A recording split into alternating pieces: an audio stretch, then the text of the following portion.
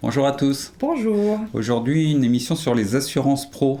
Parce que voilà, même un masseur bien-être a besoin d'être assuré au niveau de sa profession. Oui, c'est souvent ce qu'on oublie un peu, mais voilà, à partir du moment où on va recevoir des clients chez soi, c'est important d'avoir une bonne assurance. Donc c'est le sujet de la vidéo d'aujourd'hui.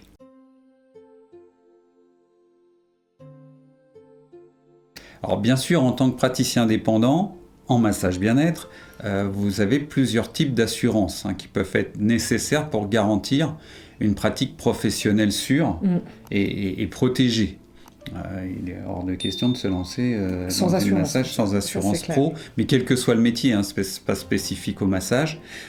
Donc l'assurance dont vous entendrez le plus parler et qui est la plus importante, c'est la RCP, donc la responsabilité civile professionnelle, qui est essentielle pour couvrir des dommages corporels ou matériels causés à des clients.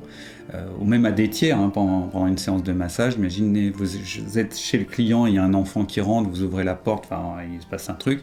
Donc ça couvre les blessures, ça couvre les réactions allergiques, les glissades, imaginez une chute pendant la séance.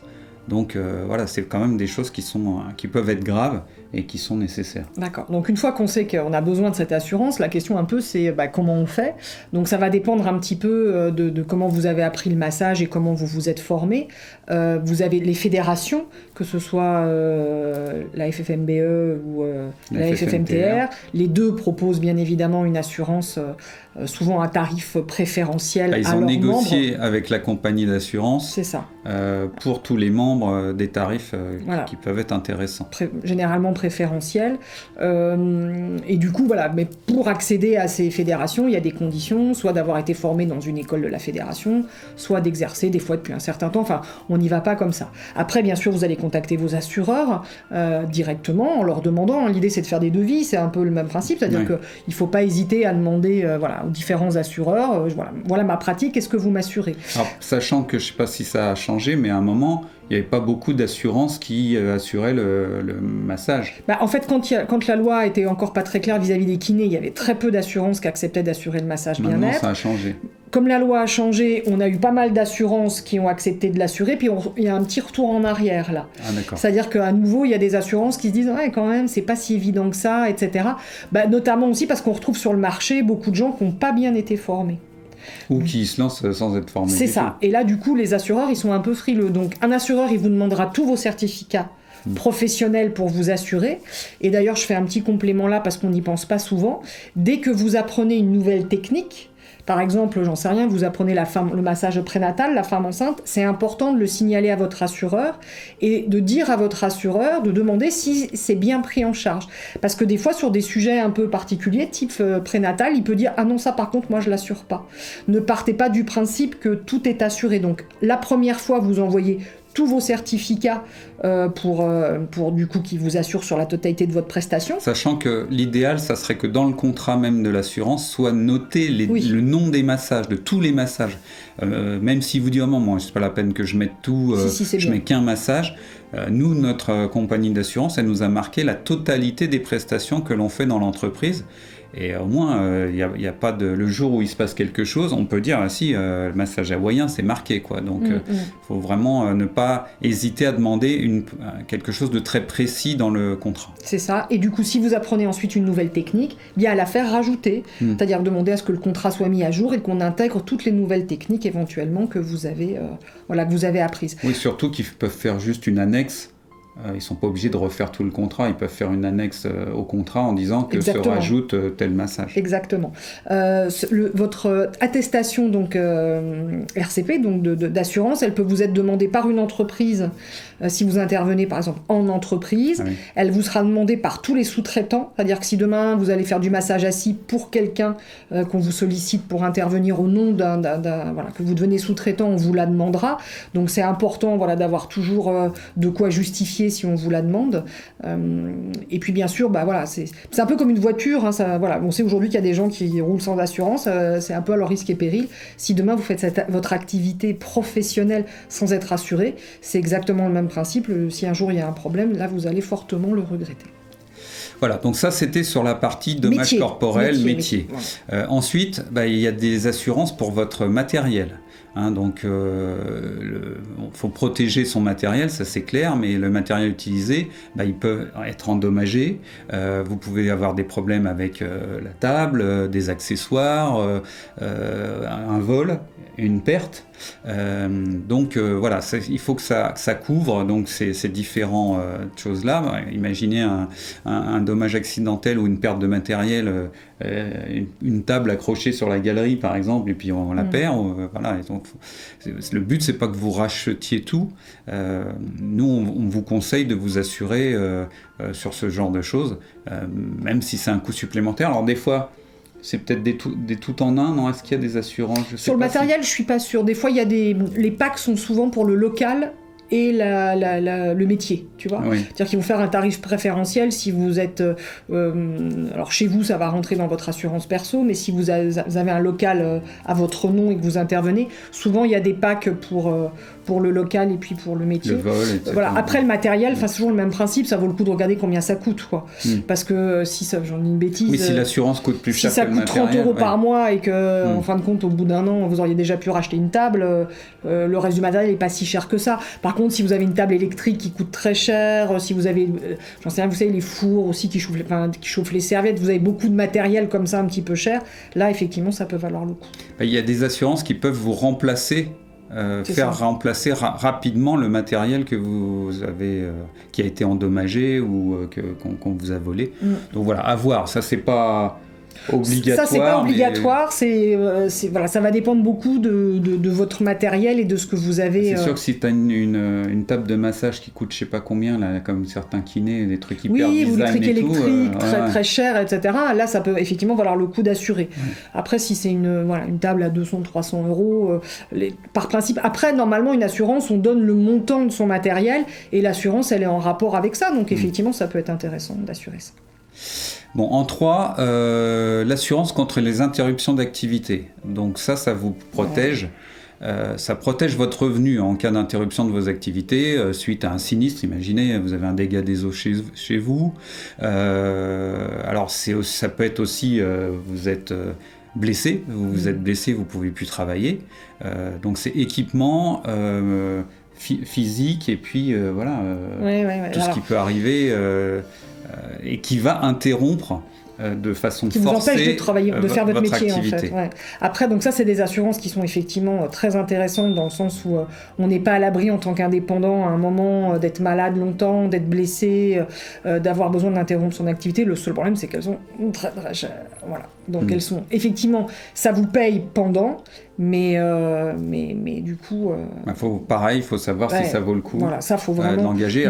Le problème, c'est que souvent, en tant qu'indépendant, au départ, tu n'as pas toujours les moyens, tu vois, de payer ce type d'assurance. En plus, je ne sais même pas, par exemple, pendant le Covid, est-ce que l'interruption due au Covid, elle était prise en charge par ce genre d'assurance? Ça, il faudra aussi poser la question si vous voulez... Je sais qu'en tout cas, moi, je connais des gens qui ont été blessés, qui ont été malades et qui ont été contents de l'avoir prise. Donc, je pense qu'au début, on a tendance à pas trop la prendre, que c'est vrai qu'elle coûte cher. En plus, je pense qu'elle se calcule par rapport à un revenu moyen, donc je sais pas comment ça se passe si t'as pas encore travaillé, mais si à un moment votre activité elle est régulière, elle tourne bien et que vous avez un revenu assez régulier, pensez à aller la souscrire, parce que franchement, c'est le principe des assurances, il vous arrive jamais rien, vous direz zut, je l'ai pris pour rien, mais il vous arrive quoi que ce soit et vous êtes empêché de travailler pendant plusieurs mois, là vous êtes vraiment content de l'avoir pris en fait, tout simplement. Donc après il y a donc l'assurance santé invalidité, mais enfin c'est un peu le même principe, ça vous protège si vraiment vous avez un incident...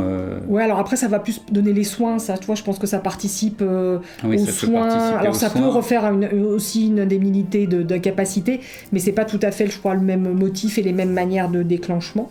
Donc ça peut être intéressant aussi, comme le principe de la prévoyance aussi, s'il y a une interruption d'activité, etc. D'accord. Donc il faut évaluer les options qu'on peut vous proposer au niveau d'un assureur. Ensuite, l'assurance auto. c'est pas parce que vous êtes assuré pour votre véhicule que vous pouvez l'utiliser à titre pro. Ouais, faut le dire à l'assurance là. Donc ça, faut bien le déclarer à votre assurance. Si vous rendez chez des clients pour des séances de massage, une assurance automobile spécifique est nécessaire.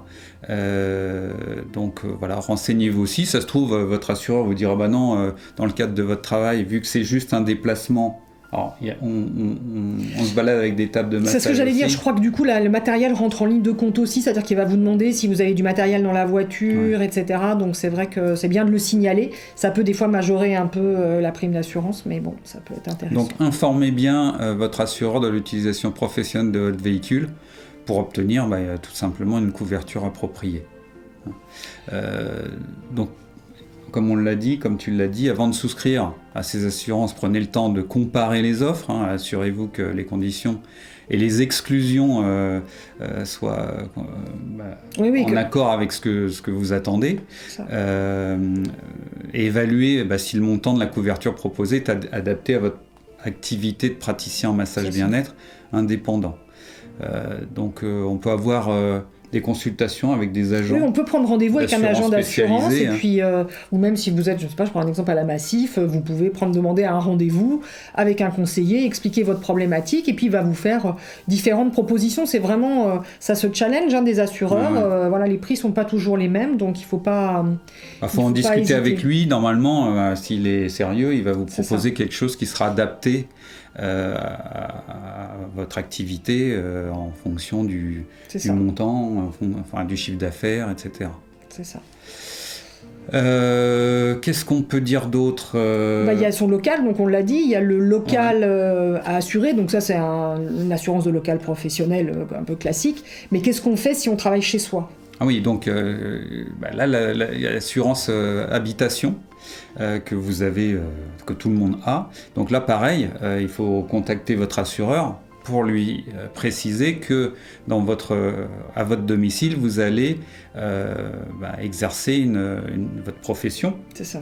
Est-ce qu'il y a des extensions de la couverture de l'assurance habitation il y a des assureurs qui font ça, c'est-à-dire qu'ils vont en fait proposer, ils vont en fait intégrer une pièce en fonction de ses mètres carrés, etc.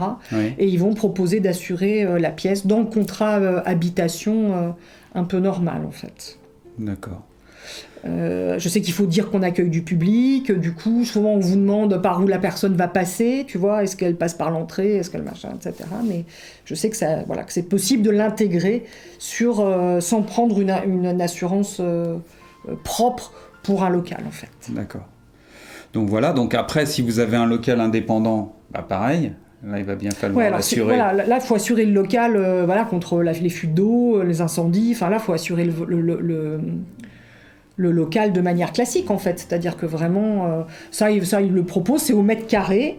Ils vont vous demander ce que vous allez faire. Du coup, à partir du moment où il est assuré, attention, il faut bien faire les contrôles de sécurité, tu sais, obligatoires, l'électricité, l'incendie, etc., pour que l'assureur ne vous dise pas, il n'était pas aux normes, votre local. Donc, donc non, voilà. Mais après, ça, tous les assureurs proposent d'assurer des locales pro sans aucun problème. D'accord. Donc voilà, alors par contre, quand vous allez voir l'assureur, soyez vraiment transparent sur toutes les activités que vous faites, parce que si vous lui cachez quoi que ce soit et que effectivement c'est pile, le sinistre est pile dans ce qui n'a pas été noté, il est capable de vous dire qu'il ne prend pas en charge, donc voilà. Faites attention à tout ça. Ouais. Et puis ce qu'on va pouvoir avoir aussi des fois, c'est, je sais que par le biais de la FFMTR, il propose, c'est l'assurance juridique, entre guillemets. Tu sais, c'est le fait que si demain tu as un client qui porte plainte, par exemple, ils vont prendre les frais, une aide juridique. Voilà. Ouais. Et ça, donc ils le font aussi, donc ça, des fois, peut être intéressant. L'aide juridique, on a toujours l'impression que ça sert à rien, et puis le jour où on l'a prise, et si on a besoin à un moment si on a un procès, si on a besoin d'aller en justice, ça couvre une partie des frais d'avocat, frais d'expert, les frais d'expert, etc. Donc c'est toujours le même principe, mais ça peut des fois être intéressant sur une activité pro. Bon, je pense que nous, c'est assez rare qu'on soit trop embêtés, mais pourquoi pas aussi, en tout cas, c'est possible. Bon ben voilà, je pense qu'on a fait le tour des différentes assurances de base auxquelles il faut penser quand on s'installe. Surtout, assurez-vous en RCP. Ça, oui, après, alors juste pour peut-être vous donner un ordre d'idée, normalement, une RCP, ça se trouve à moins de 100 €. Oui. Bon, là, on est... pour l'année. Voilà, on est... à l'année, oui. On va être en septembre ou en octobre 2024. Je ne sais pas quand est-ce que vous regarderez l'émission, ça peut changer. Oui, pour l'année. Donc, voilà. Moi, je sais que j'ai eu des fois des élèves qui ont trouvé des assurances, alors parce qu'ils n'avaient pas fini leur formation, ils n'avaient pas tous les certificats, et qui ont trouvé des assurances à 400 € l'année. Enfin, là, ça, c'est cher, quoi. Hein. Ouais. On en trouve à 80. Quand il y a une participation d'une fédération, quand ça a été négocié, on est plus dans les 80, 90, 100 maximum, quoi. Et au-dessus, ça commence à être un peu cher. C'est pour que si vous êtes en négociation, vous ayez aussi une idée un peu de... ordre d'idée. Je suis que sur la responsabilité professionnelle. Il n'y a pas le local, il n'y a rien d'autre. Que sur le métier, en fait. Ok. Voilà. Bon, on espère que ces informations vous ont servi ou vous serviront pour votre futur projet. Que si vous n'aviez pas pensé à vous assurer, vous allez vous assurer. Assurez-vous tout de suite. Voilà, rapidement. Voilà. Sinon, si la vidéo vous a plu, comme d'habitude, un petit pouce vers le haut, ça nous fera toujours plaisir et ça référence au mieux la chaîne. Si vous n'êtes pas abonné encore, on va vous gronder. Ça va être peut-être une obligation. On va vous envoyer des huissiers chez vous parce que vous n'êtes pas abonné. Donc abonnez-vous si la chaîne vous plaît. N'hésitez pas à cocher la petite cloche pour avoir les notifications. Une fois que vous êtes abonné, ça vous permet d'être averti quand une nouvelle vidéo sort. Partagez sur les réseaux sociaux, ça par contre ça aide aussi beaucoup. Vous pouvez devenir membre également de la chaîne, donc et aider concrètement la chaîne. Vous avez un bouton rejoindre qui apparaît sous la vidéo. Donc il suffit de cliquer sur ce bouton, vous aurez toutes les informations. Ça vous permet d'accéder à des contenus spécifiques pour les membres, comme le massage hawaïen par exemple. Plein de tutos de techniques de massage. Les leçons qui ne sont pas visibles du massage californien, du dos, et puis plein de gestes techniques qu'Emmanuel vous explique qui permettent d'étoffer vos protocoles. Voilà. Je crois que j'ai tout dit. Oui, et puis il nous reste plus qu'à vous dire à bientôt pour parler du massage bien-être. Au revoir. Au revoir.